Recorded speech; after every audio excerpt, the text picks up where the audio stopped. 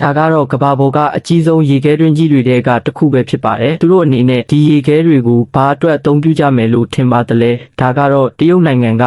ဟာဘင်မြို့ပဲဖြစ်ပါတယ်။နှစ်စဉ်ဆောင်းရာသီတိုင်းမှာတတိရှိတဲ့အလုပ်သမားတွေကဖာရင်ဟိုက်နှုတ်22ဒီဂရီရှိတဲ့အေးခဲနေတဲ့တန်ကိုရင်ဆိုင်ကြရပါတယ်။သူတို့ကလွှတ်ချိတ်နဲ့ကော်ပြားတွေကိုအသုံးပြုပြီး3ပေလောက်အထိထူတဲ့ရေခဲချက်ကြီးတွေကိုလှီးထုတ်ကြရပါတယ်။ရေခဲချက်တစ်ချက်စီက680ကီလိုဂရမ်ကနေ820ကီလိုဂရမ်အထိအလေးချိန်ရှိပါတယ်။သူတို့တွေကရေခဲဧရိယာကုဘပေ30တန်းကျော်ကိုထုတ်ယူပြီးအေယာမရေခဲကိုတောင်ကြီးစီကိုတည်ယူသွားကြပါတယ်။အံ့ဩစရာကောင်းတာကသူတို့ကဒီရေခဲတွေကိုချက်ချင်းမသုံးဘဲရေခဲချက်ကြီးတွေကိုအစင်လိုက်စီပြီးသူတို့ကိုလွှတ်ဖြတ်အမှုန့်တွေဆောင်တွေနဲ့အုပ်ထားလိုက်ကြပါတယ်။နွေရာသီရဲ့ပူပြင်းတဲ့အပူချိန်မှာတောင်ရေခဲတွေကမပြတ်မစီးတည်ရှိနေပါတယ်။ဒီအရာတွေအလုံးကဒီဇင်ဘာလအတွက်ပြင်ဆင်နေတာဖြစ်ပါတယ်။အဲ့ဒီအချိန်ကျရင်ဟာဘင်မြို့ကအလင်းတန်းတွေရဲ့နိုင်ငံတော်ကြီးအဖြစ်ပြောင်းလဲသွားပါတယ်။ဒီရေခဲချက်ကြီးတွေကရေခဲပြတိုက်ကြီးတွေရေခဲဆက်လိုက်ကုန်းတွေနဲ့အလင်းတန်းဝင်ကပါတွေဖြစ်ပြောင်းလဲသွားကြတာဖြစ်ပါတယ်။ညအချိန်ရောက်တဲ့အခါရေခဲချက်ကြီးတွေကနေဖောက်ထွက်လာတဲ့အလင်းတန်းတွေက